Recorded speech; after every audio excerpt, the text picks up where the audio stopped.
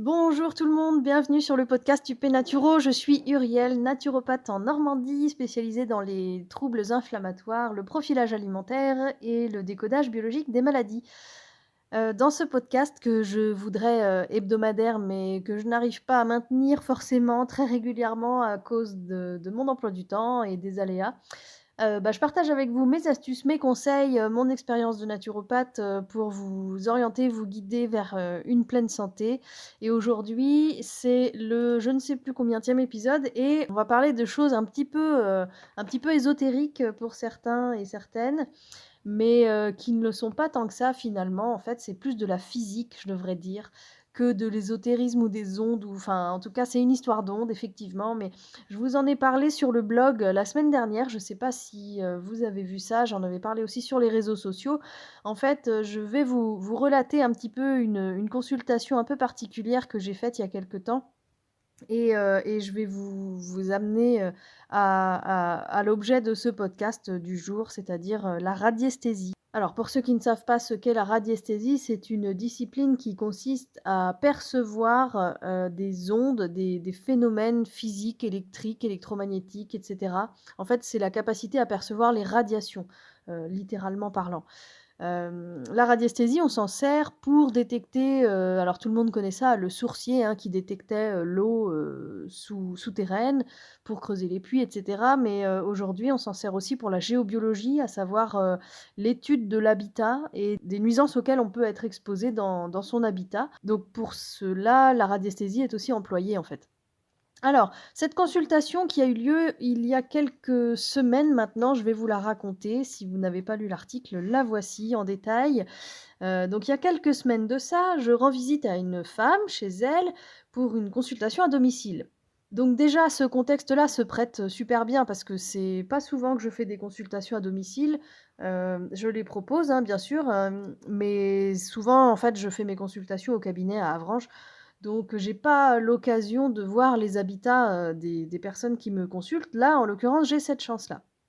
Alors, au cours de notre échange, cette personne se plaint d'un sommeil perturbé, de stress, d'irritabilité, enfin voilà, c'est un tableau qui revient souvent lors des consultations, mais qui est finalement assez rarement le motif premier des consultations. C'est comme si on était habitué et qu'on avait banalisé ça, comme si c'était le lot commun de tout un chacun de mal dormir. Non, non, on devrait pouvoir bien dormir, hein, je vous le dis.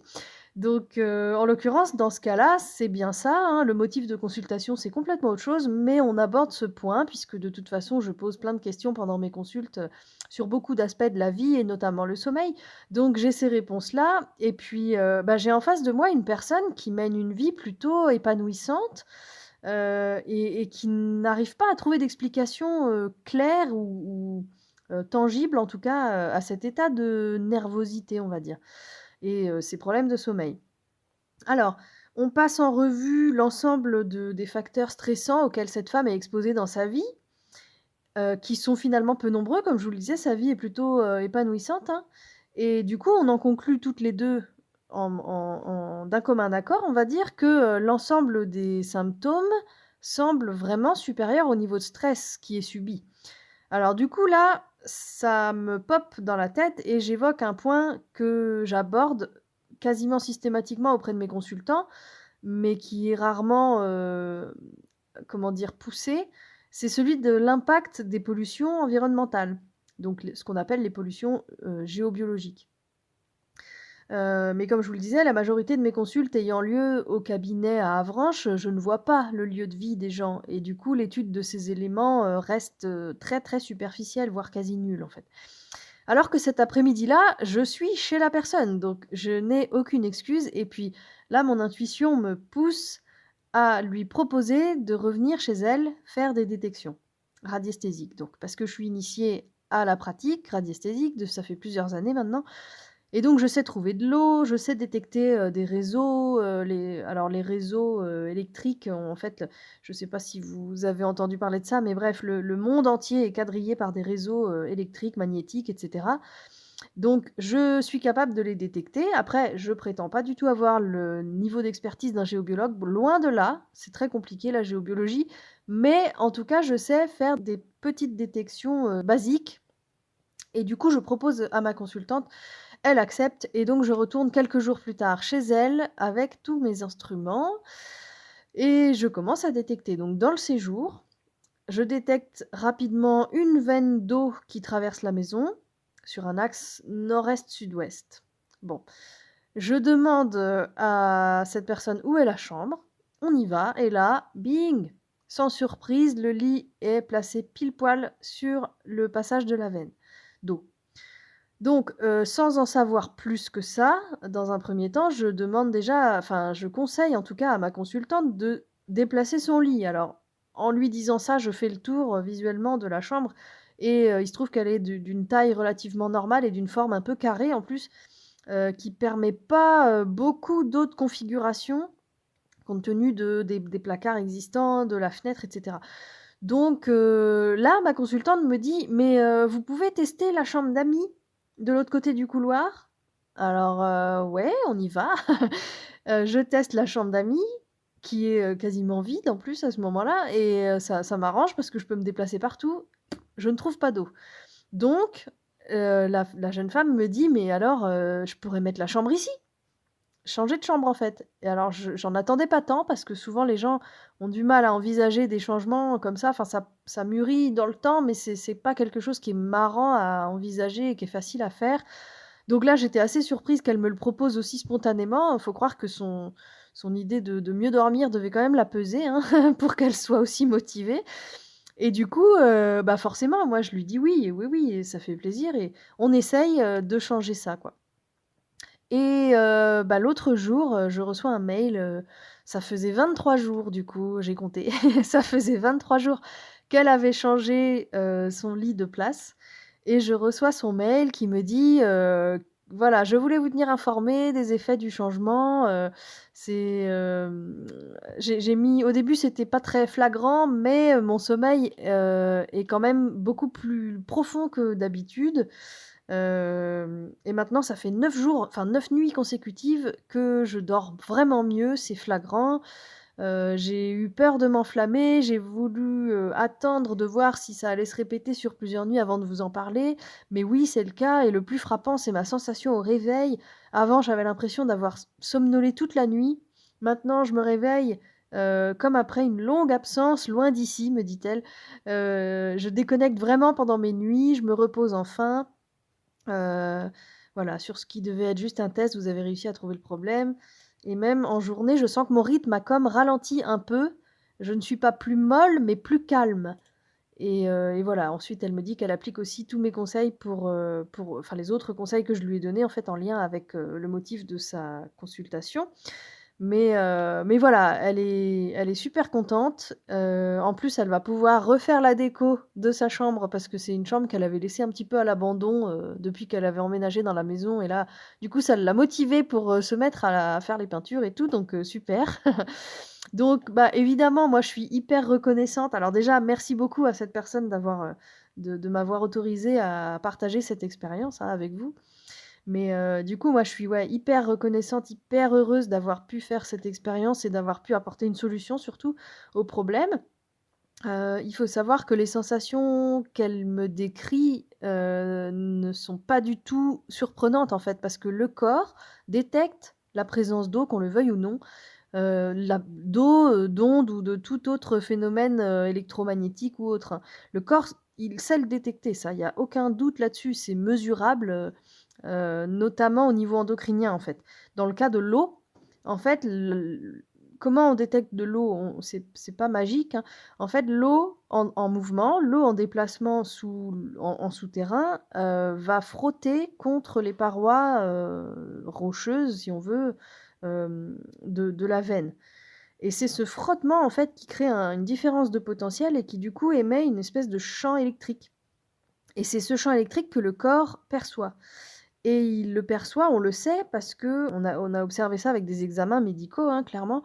Il y a des glandes endocrines qui vont s'activer beaucoup plus qu'en temps normal, notamment thyroïde et surrénale, vont se mettre à fond en fait. Il y a des pics d'activité qui sont assez énormes juste quand le corps détecte un champ électrique lié à une présence d'eau souterraine. Et du coup, ça entraîne quoi? Ça entraîne, les mêmes réactions que quand on est soumis à du stress, en fait. Donc ça veut dire quoi? Ça veut dire, que le mental, il est à fond, ça veut dire que, le corps, il est agité, ça veut dire qu'il y a une sécrétion de cortisol qui est l'hormone du stress, il y a une sécrétion d'adrénaline, enfin bref, une hyperfonction thyroïdienne. Plein de choses qui se mesurent au niveau physiologique, finalement. Et donc, ces dérèglements peuvent provoquer quoi? Eh bien, irritabilité, nuit sans repos, agitation, bref, tous les symptômes, que m'évoquait ma consultante, en fait.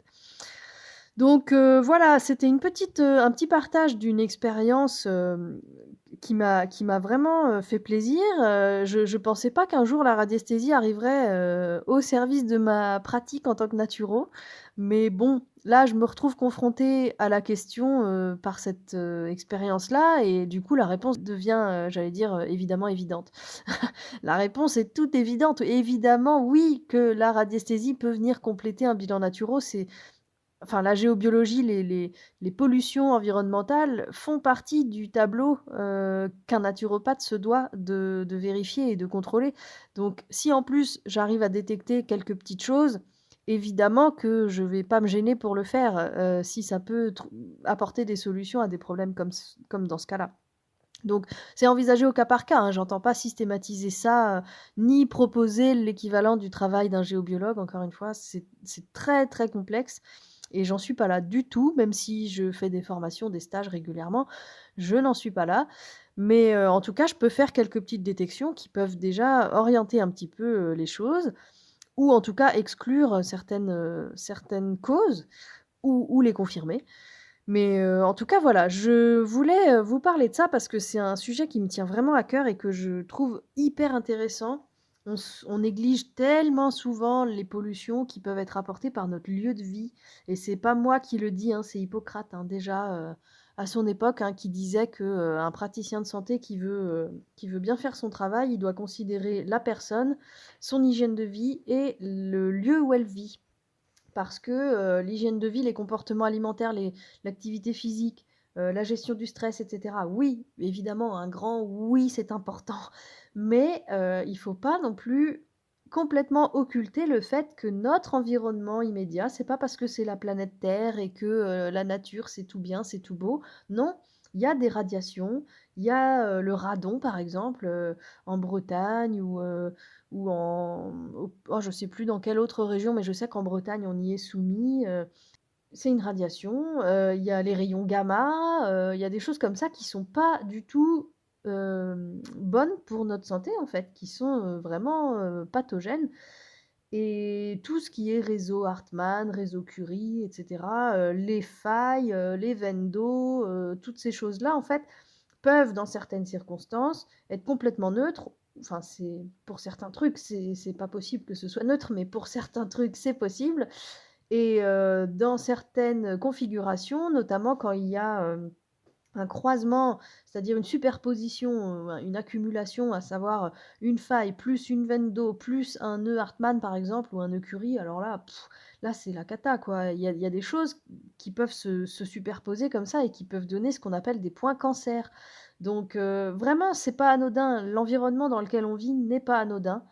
Et ça peut être vraiment pertinent, dans certains cas, de faire appel à un géobiologue qui viendra vous faire une étude détaillée de votre lieu de vie, vous dire où mettre votre lit, où ne surtout pas le mettre, où ne pas stationner dans votre quotidien parce qu'il y a un croisement d'une faille et d'un écurie, ou où vous vous installez pour travailler, où est-ce que c'est propice pour vous détendre, où est-ce que c'est propice, etc.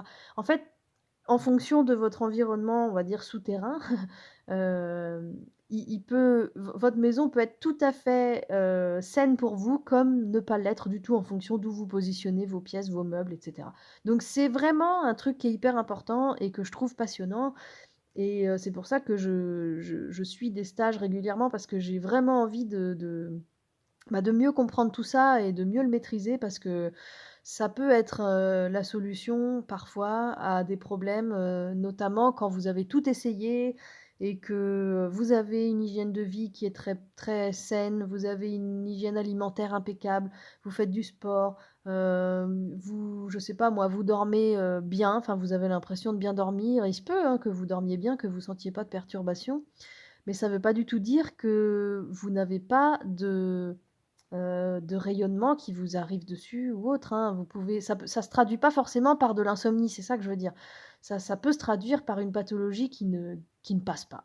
Vous avez vu tous les spécialistes, vous avez, une hygiène de vie impeccable, irréprochable et pourtant vous avez toujours mal au bras ou pourtant vous avez un cancer à tel endroit, enfin, je veux pas être, alarmiste, hein, quand je parle de cancer, ça peut faire peur, mais Heu, il y a des corrélations, hein, qui ont été démontrées donc c'est pas anodin et si ce podcast peut vous avoir sensibilisé un petit peu à la question, j'en suis ravie parce que je pense que bon nombre de problèmes de santé pourraient être, évités si tout un chacun prenait le temps ou en tout cas le mal, la peine, de consulter quelqu'un de compétent pour déterminer, quadriller un petit peu les zones, saines et les zones pathogènes d'un habitat. Voilà.